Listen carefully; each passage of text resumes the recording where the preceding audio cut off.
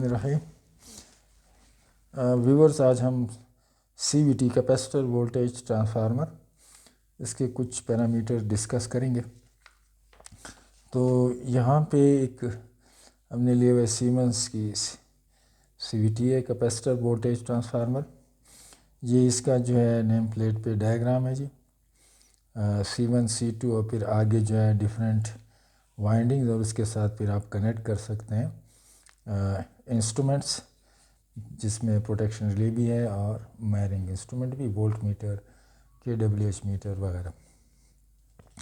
अच्छा, CVT जो है थोड़ा सा मगर इसकी बेसिक जो है यानी C1 C2, what is C1 and what is C2। तो यहाँ पे ये AC सप्लाई है जी, और AC सप्लाई जो है दैट विल बी ये हो सकती है 132 kV भी हो सकती है, 132 kV or more than 132 kV. So using voltage divider rule, फिर across C2 जो voltage आएगा that voltage V2 is the mired voltage. अब इस V2 की वैल्यू जो है in terms of known values वो हम देखते हैं जी। So V2 is equal to V1 applied voltage into C1 divided by C1 plus C2। तो ये जो वैल्यू आ रही है that will be equal to V2, and this V2 is generally, जैसे हमने प्रीवियस वीडियो में डिस्कस किया था, कि जो स्टैंडर्ड वैल्यू है, the standard value of V2 is 110 volt. याद रखना है, line to line, line to line. तो यहाँ पे जो है C1 is called primary capacitance and C2 is called secondary capacitance। अब primary capacitance and secondary capacitance, दोबारा जी हम अगर नेम प्लेट पे आते हैं जी, तो यहाँ पे लिखा हुआ है जी primary capacitance and here is secondary capacitance. तो प्राइमरी कैपेसिटेंस की वैल्यू जो है वो इस नेम प्लेट जो है इस पे गिवन है। अगर आप गौर से देखें जी, इसमें प्राइमरी कैपेसिटेंस इज़ 4773.1 पिकोफैराड। यहाँ मैंने अलग से लिखा हुआ है जी, from the name plate C1 value is 4773.7 picofarad and the value of C2 here is 62058.1 picofarad. ये जो है C1 एंड C2 वैल्यूज़ हैं फॉर दिस पार्टिकुलर CVT।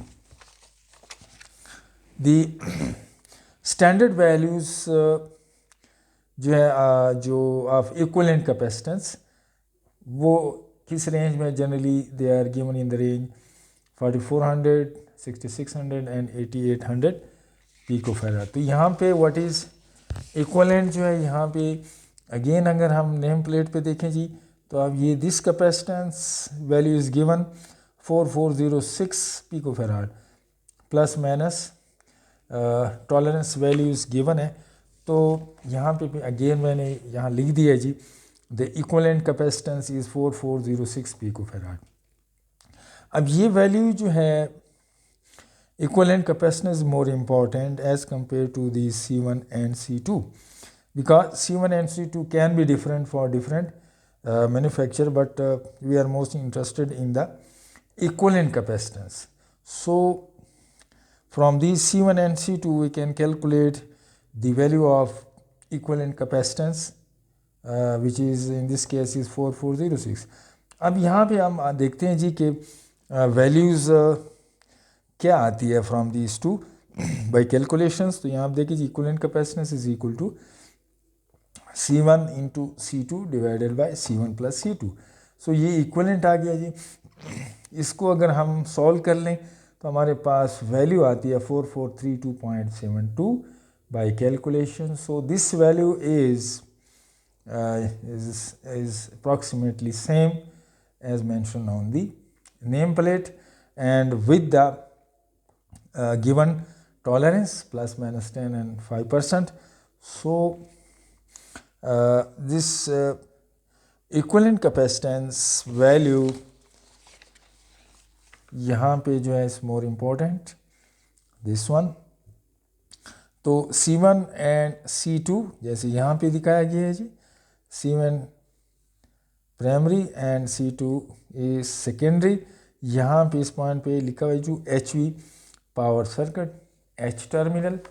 तो यहाँ पे दिस इज़ H टर्मिनल और फिर यहाँ से ये बहुत बेसिक जो है CVT के आगे जो है मॉडिफाइड इसमें इंडक्टर भी ऐड करते हैं एंड देन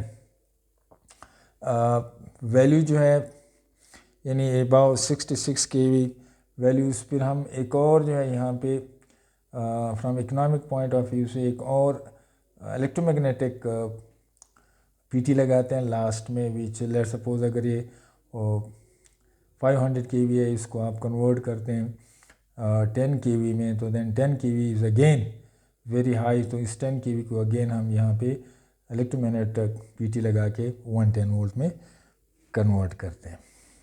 सो ये बेसिक सर्किट है. इसके बाद ये यहाँ पे आप देख रहे हैं कि इसमें इस मॉडिफाइड वन कि इसमें एक ट्यून एल सर्किट भी गिवन है, इंडक्टर एंड डिफरेंट वैल्यूज़ भी गिवन है. ठीक है जी. सेकेंडरी साइड पे 3 वाइंडिंग्स हैं. तो यहाँ पे तीनों वाइंडिंग्स जो है ये अभी हम डिस्कस करते हैं कि ये क्या चीज़ है जी. यहाँ पे अगर आप गौर से देखें जी, इन वाइंडिंग्स की डिटेल नेम प्लेट पे गिवन है जी. पहला है जी वोल्ट्स. फिर वोल्ट्स में जो है प्राइमरी साइड जो है जो H वैल्यू है and this is N value. ये गिवन है जी 220 kV /√3 यानी फेस टू न्यूट्रल है, ग्राउंड. फिर सेकेंडरी साइड पे वाइंडिंग है 1A1 और 1AN, इसकी वैल्यू 110/√3. तो जैसे अभी हमने डिस्कस किया कि 110 volt is the line to line voltage.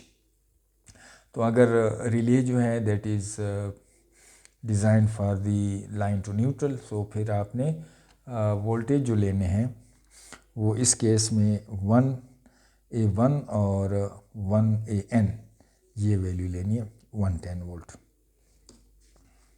और लाइन टू लाइन में डेफिनेटली जो है वो 110 होगा. इसके बाद जो है हर वाइंडिंग की जो है यहाँ पे वी बर्डन गिवन है जी. वाइंडिंग नंबर 1 इसकी बर्डन है 50 and this burden is 50 and this burden is 50. So total V burden जो है वो बनता है 150 टोटल वी बर्डन. इसमें अगर आप गौर से देखिए जी, एक्यूरेसी क्लास में पहला जो है winding that is 3B protection है, ये भी 3B प्रोटेक्शन है. थर्ड जो है वो 0.2 विच इज़ मेजरमेंट. तो ये मेजरमेंट जो है वाइंडिंग है जी. एंड फ्यूज़ रेटिंग है, ये हम लास्ट में डिस्कस करेंगे जी. तो ये जो है बर्डन हमने देख लिया कि डिफरेंट जो है टोटल बर्डन्स किस तरह आप लेते हैं. अब जो है एक और पैरामीटर इसमें लिखा हुआ है which is sing burden means simultaneous burden, और इसके आगे लिखा हुआ है जी 100 VA/0.2. तो यहाँ पे व्हाट इज़ साइमल्टेनियस बर्डन. तो secondary winding of CVTs are generally connected on a same core as compared to CT which has different core. यानी CT में जो है जैसे आपने देखा होगा कि CT में हम वी बर्डन बस एक ही गिवन होता है, उसमें ये साइमल्टेनियस और ये वाला चक्कर नहीं होता है. सो PT में एक ही होता है. PT में जो है वो कोर चूँकि शेयरिंग होती है, कॉमन शेयरिंग, तो वहाँ पे फिर ये है कि अगर आप एक वाइंडिंग पे बर्डन लगाते हैं, कोई भी आपने रिले लगाई या इंस्ट्रूमेंट लगा दिया, so it will effect the accuracy of the other winding. So यहाँ पे साइमल्टेनियस बर्डन की वैल्यू इसलिए गिवन होती है. सो इसमें according to this the burden connected on the one winding may affect the accuracy of the other winding. So simultaneous burden indicates how much apparent power we can take at the same time, how much power we can take at the same time without affecting the accuracy of a particular core. तो यहाँ पे अगर हम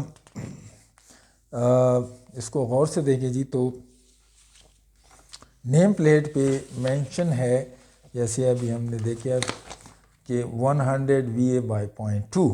So what does it mean? It means that we can connect 100 VA burden on all the windings of this specified CVT without affecting the accuracy of 0.2 class.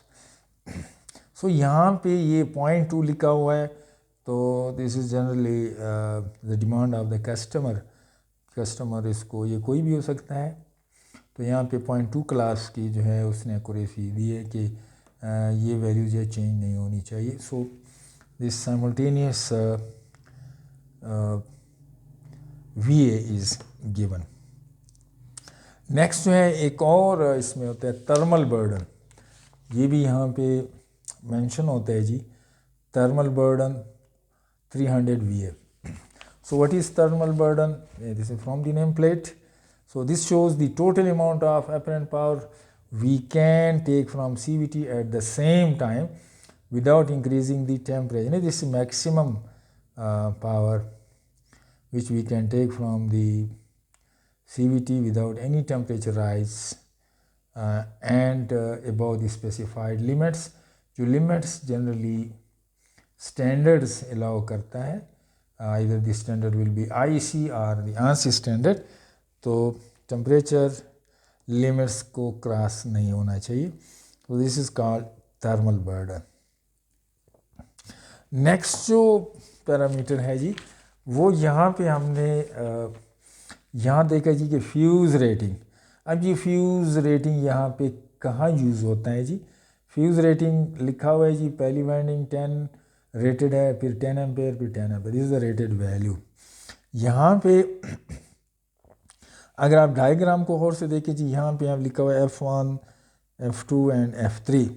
So fuses जो है they are connected here on the secondary, ये secondary winding है, ठीक है जी।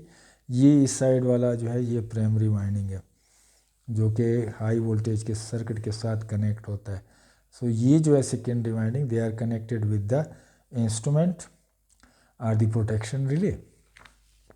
सो यहाँ पे fuse rating जो है वो अगर आप गौर से देखें, इंस्टॉलेशन भी इसकी सेकेंडरी साइड पे है, तो 66 kV PTs तक HRC फ्यूजेस जो है वो यूज़ होते हैं प्राइमरी साइड पे, क्योंकि जो सेकेंडरी साइड का करंट है that can be detected the value of current, जो प्राइमरी साइड में इसका जो रेप्लिका आएगा that will be high enough which can be detected by the fuses.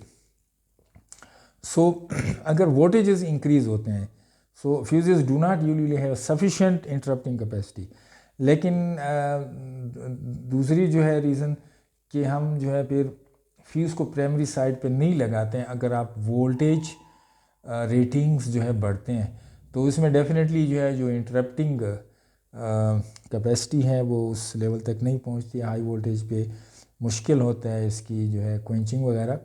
सो फिर हम फ्यूज़ को जो है अब ले आते हैं सेकेंडरी साइड पे। एक दूसरा ये कि सेकेंडरी साइड पे शॉर्ट सर्किट जब आते हैं तो उस शॉर्ट सर्किट करंट जो है वो प्राइमरी साइड पे इतना उसकी मैग्नीट्यूड नहीं होता है। सो दैट इज़ वाई हम क्या करते हैं जी, फ्यूजेस को हमेशा जो है वो सेकेंडरी साइड पे लगाते हैं। सो दस secondary of the PT is always protected by fuses और MCB। सो ये दोनों जो है ये एप्लीकेबल है। अबाउट 66 kV पर फ्यूज़ को हम प्राइमरी साइड पे नहीं लगाते हैं, generally they are install on the secondary side. So अगर आप देखेंगे जी इनके fuses for the PT protection they are always connected on the secondary side of the PT. So ये जो है ये कुछ पैरामीटर्स थे रिलेटेड टू CVT। उसमें नेक्स्ट वीडियो में हम देखते हैं जी कि CVT जो है उसमें कुछ और पैरामीटर्स जो इम्पोर्टेंट है